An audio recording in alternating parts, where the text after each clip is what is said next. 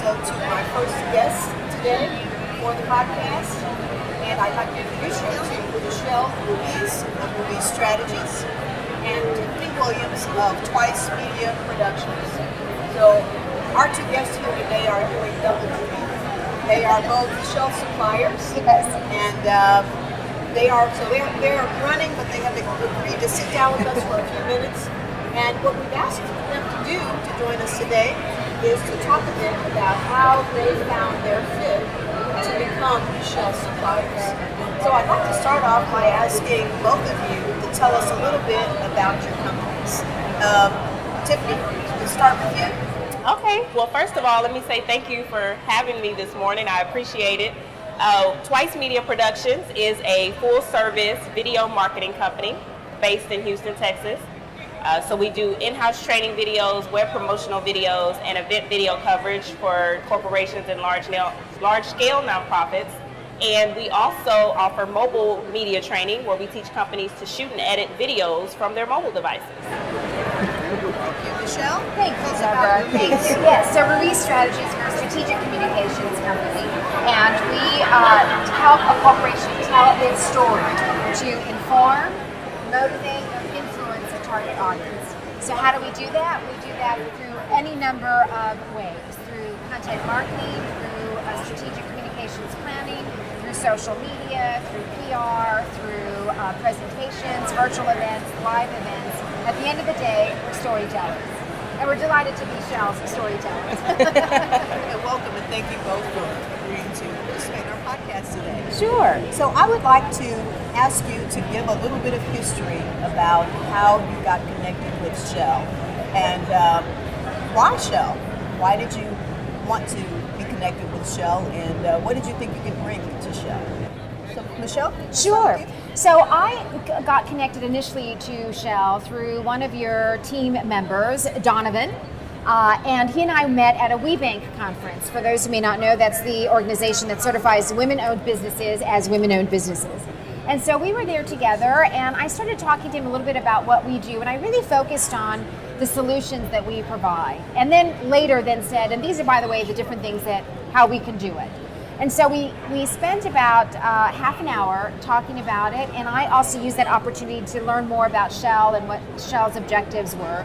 Long story short, I followed up with Donovan. I did more research on Shell as much as possible, and then made sure that our next meeting was of high value as much as possible. And I went more specifically into how I thought we could be a strategic solution that was also nimble and cost efficient, and ultimately at the end of the day, a partner for Shell.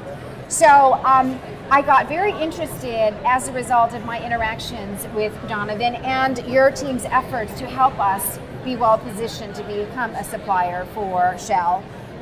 We got really interested in the energy sector, and so we decided now then to focus on that. So we have made a concerted effort and an investment to not only open an office there in Houston to support our clients such as Shell, but also to really become as knowledgeable as possible about not only you as a corporation, but also your industry, what the trends are, what innovative needs you have, so that we can continue to be relevant.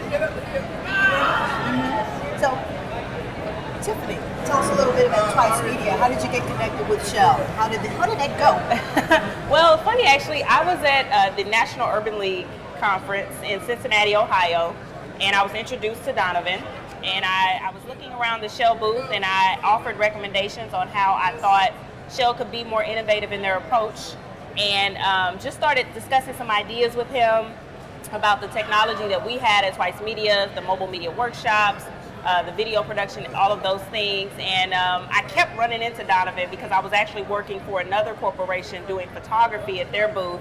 And so kept running into him all over the place. And so finally, when we got back to Houston, we were able to sit down, have a discussion, and we ended up doing a mobile video workshop for Shell Supplier Diversity team. Deborah, you sat in on that class as well. And during that class, we taught the team how to shoot and edit professional-looking videos from mobile devices. Everyone seemed to have a great time, and then 4 months later, we were hired to do a live audio podcast at the WeBank convention in Austin, and we're actually doing that again here at the NMSDC conference here in San Diego. So it's been a fast pace, but a great ride, and we've enjoyed every minute of it. So I hear a couple of common elements in your stories. One of them, of course, is Donovan. One of my team members is, one of the characteristics, obviously, of the Shell team is we are out there. We are out and about. Another common element is, so where were we out there? You both had an opportunity to meet with the Shell team at specific conferences where we were present. We had a booth like this one, and where we were talking with suppliers and interacting with the public, and you were able to start a conversation and begin to talk about your ideas for how you could support what Shell was doing. So I mean, it seems maybe a bit obvious at first, but it's not obvious. There are many many businesses who are certified, but perhaps that's all they do is certify. Yes. Possibly don't show up to too many conferences and too many expos, and don't really work the certification. So I think one thing that was common with both of you is that you worked your opportunities to interact with companies like Shell. Yeah, and I would actually add to that in that it wasn't that just that we worked with our certifications. We worked with we took advantage of what the organizations who certify us offer.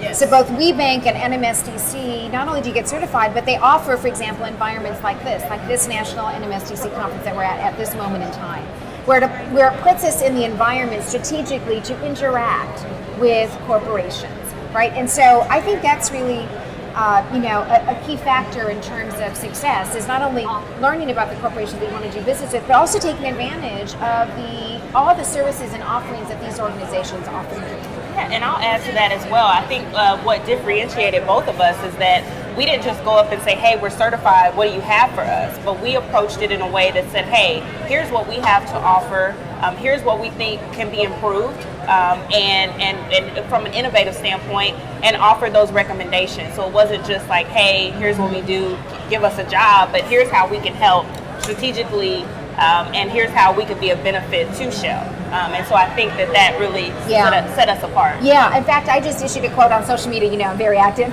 on social media. And one of the quotes I just issued was, don't be an entrepreneur who needs a client. Be an entrepreneur who a client needs. Right? Which basically means find the way that you can be of most value and support that corporation, and really think about it in terms of being a partner versus thinking about it, I need a client and I'm certified. What are the opportunities? I hear you want to increase your spend with minority or women-owned companies. So what are your opportunities, right? It really goes back to the core of what Shell's talking about, which is find your fit. Exactly. So as you think about finding your fit, so Tiffany, I'm struck by what you described when you were at the Shell booth and you were looking at the booth itself and saying, okay, I see this and I see that, and this could be done better, and what we do could add value here. Talk a little bit about how you came to be in the business that you're in terms of teaching others how to do this kind of work. Well, I thought that was a really interesting story, and I think it goes to helping the thought process of finding your fit. Well, so we looked at our industry and we found that it was saturated with video production companies. And we also found that consumer grade cameras, particularly those on mobile devices, are becoming more accessible, more high quality, and more affordable. And so it's like, well, Apple comes out with a new phone every 6 months. We can't compete with Apple, at least not yet anyway. And so we said, okay, well, how can we take advantage of this new technology, but not let it hinder our business? And so our core competency has always been video production and has remained that, but we said, okay, let's offer another service where businesses can take control of their own marketing and shoot their own videos. I mean, in order to stay viable and relevant online nowadays, you have to be active on social media, as you mentioned. You have to continuously engage with your target market. And so a way to do that is to shoot and edit your own videos and your own photos without always having to wait for a full service production company to come in. particularly for smaller businesses who can't always afford it, it was helpful. And then for bigger companies like Shell, it was helpful to your team because you could take those pictures and shoot those videos while you're here at conferences like NMSDC and capture things going on at your booth, and again, stay active on social media like you have going on over here in the corner. So we just approached it from that standpoint and said, okay, well, how can we add value to companies, and how can we differentiate ourselves in a very changing market? And I will say this one last thing. I think it's naive of any company to think that in today's world, with as fast as technology changes, that it will look the same in 5 years, definitely not 10 years. So, so just looking for opportunities to set yourself apart and taking advantage of technology and not running away from it, but embracing it and using it to help grow your business. And so Michele, again, along the theme of setting yourself apart, you talked about the fact that you started to target the energy industry and became interested in becoming a kind of an expert in that field. Talk a little bit about that. Why did you decide to do that, and how did you go about it? Sure. Yeah. Sure. So, there are various ways to grow your business, right? You can offer more services to your current clients. You can offer the same services to clients in the same industry, or you can offer the same service to all types of clients in multiple industries. So as a growth strategy, we decided to focus on, okay, if we're developing subject matter expertise through our work with Shell, then we really now are better positioned to do work with other companies in the oil and energy sector, even in the utility sector, because there's certain things that cross over. So it made sense for us from a growth strategy. If we're already investing there, why not use that knowledge to then help us become a value to other companies and corporations? So that's really the number one reason why we decided to do that. Secondly, we knew from a resource perspective, to adequately support Shell, we needed to build up our operations and presence in areas that were important to Shell. So for example, we knew that Houston was important. If we're making that investment, then in order to make that investment pay off, it makes sense for us to then pursue business in that industry that's, energy headquarters, right? The energy capital of the world, as we say in Houston. So that's why. And then thirdly, to be of best value, you really do need to become a subject matter expert. And you can apply that in any number of ways, but we felt it was important from that perspective as well. And lastly, so how do we become subject matter experts? Not only do we ask, for feedback from your team as we continue to perform and provide services to you. Is this working? Is this not working? Where can we learn more information? And we've had conversations with you and members of your team. What conferences should I be attending? What other organizations should I be involved in? We talked about Women in Energy, the local NMSDC council there in Houston, which we became a member of. The OTC conference and other things. What materials should we be reading? Who else should we be talking to? And so we've concertedly made an effort to find as much information as possible to continue to learn and find out to stay current on what's happening in the energy sector right now, which we know is quite volatile at this moment in time. Absolutely. Yeah. As you have targeted companies like Shell, what have you seen as being some of the biggest challenges? Tiffany, want to start with us? Well, I would say I know that as supplier diversity, a lot of times you're inundated with people coming up to you in environments like this. Everybody wants to do work. And so we had to figure out a unique entryway to start doing business with Shell. And I would say the challenge at first was trying to find our fit.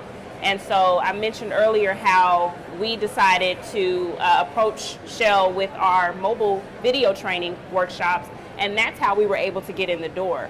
And that provided future opportunities, because if I had come up and said, I'm a video production company, Shell would have said, well, we already work with video production companies, or, Brian Hull often says, we already got one. Yeah, we already got one. Yeah, so it's like, like I said earlier, the market is saturated with video production companies, and so in order to set yourself apart, you have to find a unique entryway into the corporate sector. And so we were able to use our mobile workshops to do just that. And I would say that was the biggest challenge.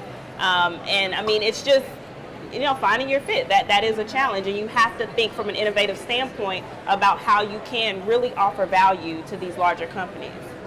I remember the workshop, and it was a lot of fun. Yeah, we had fun putting each other on tape. Yeah. I don't know how good we were at it, but we got better at it through the day. Yes. And so, Michele, Michele has become our supplier, if you will, our strategy. She developed and produced our strategy, our communication strategy for our supplier diversity plan. So talk a little bit about how that came about. It was a competitive bid process. So how did that, describe that? Sure. Yeah. So first, we made a concerted effort to learn as much as possible about Shell's needs and objectives and business objectives. So we spent a lot of time understanding not only what your business objectives are, but how are you going to measure success? What would feel like you've achieved it, like it's a home run, not just like you got it, but it was a home run, right? So we started with that. Then we also asked a lot of questions about what's working with what you currently have and what's not working and why is it not working? What are the challenges? Because we wanted to understand what were the pain points along those lines. Then we also queried about what would make you feel good in terms of risk mitigation, right? Because there's always risk when you bring in a new supplier. It's a testing opportunity, so to speak. And so once we figured all of that out, then we felt that we put a proposal together that also really clearly delineated what the business objectives were, what the solutions that we could provide, how they supported your business objectives, how we were going to measure the results, and then the ultimate value. In other words, what was the return on your investment and how we could quantify that.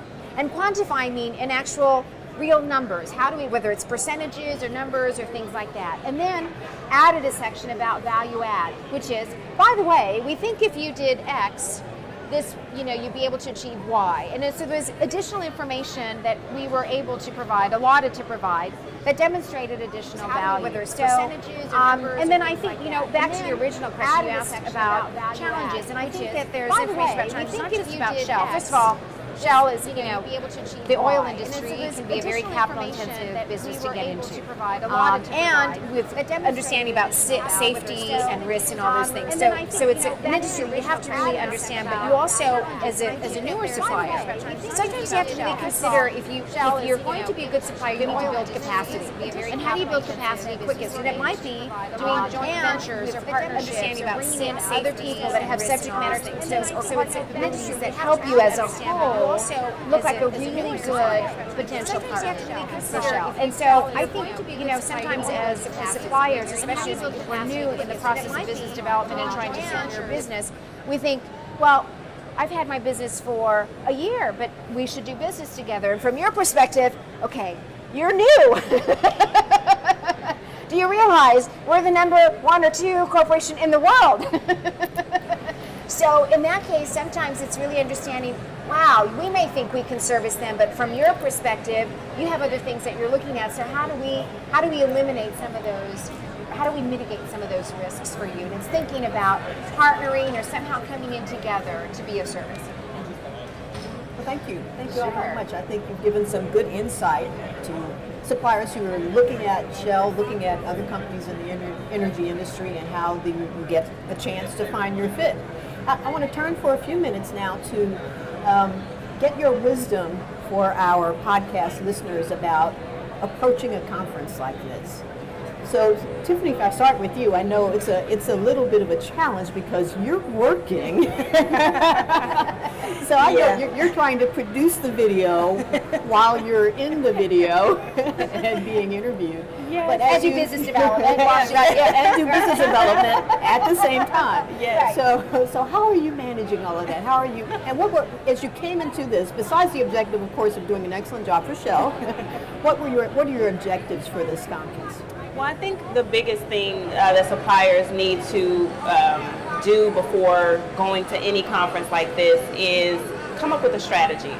Don't come in here and just go to every single booth and think that there's going to be opportunity there, but research the companies that are going to be here, decide which ones that you could actually add value to, and then go start building relationships with those companies.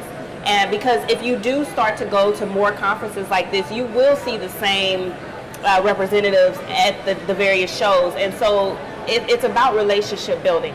Because like Michele mentioned, from your perspective as a supplier diversity person, you are putting a lot at risk by working with these smaller companies, especially the newer companies sometimes. And so as a business owner, when you approach a conference like this, just know that it's about nourishing relationships. And so the more you see those supplier diversity people at the various conferences, and the more you demonstrate the value that you can add, I think the more inclined they will be to start to trust you and start to want to give your business opportunities. So I would say definitely come with a strategy, definitely pinpoint the ones where you feel like you can add value, and then start to go nourish relationships with those people at those various at those various businesses that you want to work with. And then also going to some of the luncheons and the workshops and learning from other people, coming to the podcast here today and listening to people who have been successful at working with the larger corporations.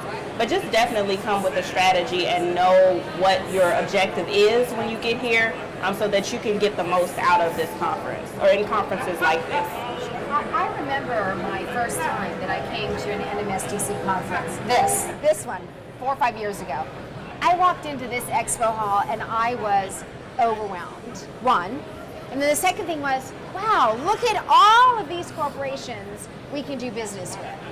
And so I made the common mistake, which is thinking we should be doing business with all these corporations. And I got smarter the next year around and realized that no, that you need to come in with a target list. And that target list is really about 4 or 5 companies, maybe at the most, if they're new companies that are on your prospecting list, to meet with, have meaningful interactions with, and build relationships with. Because if you walk in and you think you can have conversations, you can't possibly follow up in a meaningful way. So it is about relationship building. The second thing is, and I talk about this now all the time, is that people have to get comfortable with you before they're willing to do business with you. And I say it takes on average, 12 to 18 high-value interactions with people before they really start to trust you and like you, and then want to sit down and have a meaningful, like a really meaningful like I think there might be some opportunity coming this way. So it means you need to show up, but to develop those relationships and have that many high-value interactions, you can't manage 20 or 30 companies that you're targeting. You really have to be very targeted, very specific, and learn as much as you can about those companies and those industries to be of value. And then the third thing is I recommend is that every interaction you have, especially in the business development arena, should be high value. It's not, hey Deborah, how's it going? Just wanted to check in, say hi. No, it's because you've got a gazillion people that want to do that. And you're in a corporation running, you're part of that business. It's really about, hi Deborah, when we last spoke, you told me that you think you have a need for this, and I think that I just learned about this technology that might be helpful to you. I wanted to share this with you. Or you said to me you were sourcing, you needed to source for a business that does X, Y, Z. I just happened to meet a large MBE that does this, and I wanted to introduce you. Or I've done research since we last met, and you made this recommendation. I wanted to let you know that I followed up and I took these steps, and I just wanted to keep you in the loop. In other words, high value, make it worth your time to be interacting with me. And by that, you also can see that I'm really serious about being of value and of learning about what's important to you. So I learned a lot in that 1 year, thank God. Yeah, and I want to also add that, because you mentioned the follow-up, so it's not just about running into these people at the various conferences, but also sending them the follow-up emails or calling them and being deliberate in your approach, and not just inundating them with unnecessary emails or like an email saying hi because you all are busy, but really following up on those value conversations that you had, and so that you can stay top of mind, and when they do start to feel more comfortable with you, then those opportunities will be right there. Very valuable advice, and it's the same kinds of things that I would say, but hopefully our MBE and WBE listeners will hear them from you and say, wow, and really, really hear them and take them in. Oh, and I will also say, ask when is the best time to follow up, because a lot of times when you're going to these conferences, you might have 2 or 3 more that you have to run to before you get back to your office, and because everybody else is sending you these emails, but to say, okay, when is the best time for me to follow up with you? And that way, when you do send that follow-up email, you can say, per our conversation, you said to follow up this time, and then you can kind of build from there. So. the other thing that I will say is sometimes when we say don't follow up with me, I will follow up with you. Sometimes suppliers get perhaps a little offended. But the point of us saying that, when I say that, it's because I am looking to be transparent with you about what our drivers and priorities are at the moment. And so when it's time for me to follow up with a supplier, because the time has come to really be working on a particular sourcing need, I will follow up. And in the meantime, the emails are probably not going to get read because I get 100 a day. Yeah. So Unless they're high value. Unless they're high value. Right. Exactly. Exactly. Yes. And so, to add to that, first of all, I want to, kudos to you and your team, because you really are passionate about the overall purpose of supplier diversity and the mission and value. And your hearts are in this, and we know it as suppliers. Even when I was a potential supplier, we could see that. Even if the conversation was, we don't have anything right now, but here's some recommendations on what you can do or follow up on, or etc. That meant that you really cared. And so it's really because of the efforts of you and your colleagues that a lot of us have the opportunities once we're well positioned, once we've done the work that we need to do and we're well positioned. The other thing is in that scenario where you say, I will follow up with you, you're being transparent, which is helpful to us as business owners, because we want to know, is there an opportunity, do you think? Not maybe 18 months from now, 3 years from now. By the way, some sales cycles are 3 years. Exactly. But in that instance, I always recommend, again, high value, let you know about developments in our business. Hi, Deborah. I met you at the NMSDC conference back in October in San Diego 3 months ago, and you mentioned to me that you'd get back to me, and I so appreciate that. By the way, I wanted to tell you about a new development. We just acquired a new company, or we just expanded our capabilities, or we just grew by X number, or we just opened an office in so-and-so. Yes. It's that kind of keeping in touch makes sense.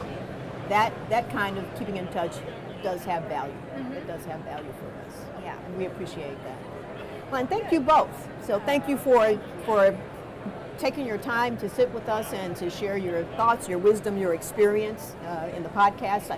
And I hope and believe that you have both given some very valuable information for our listeners, and hopefully our MBEs out there have taken away something that they can apply. And believe me, if you apply what you've learned here, it will benefit you. It will benefit your business. So thank you both. Oh, thank you. Have a great conference. Thank you.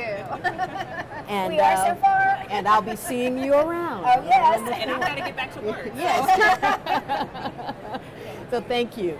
So we're going to take about a 5-minute break and get ready to transition into our next podcast. And our next guest will be Marcus Miller. He is the Vice President of Field Operations for NMSDC. And we're going to talk about some of the latest developments in NMSDC and value that they offer for both MBEs and for corporate members. So give us about 5 minutes and we'll be right back.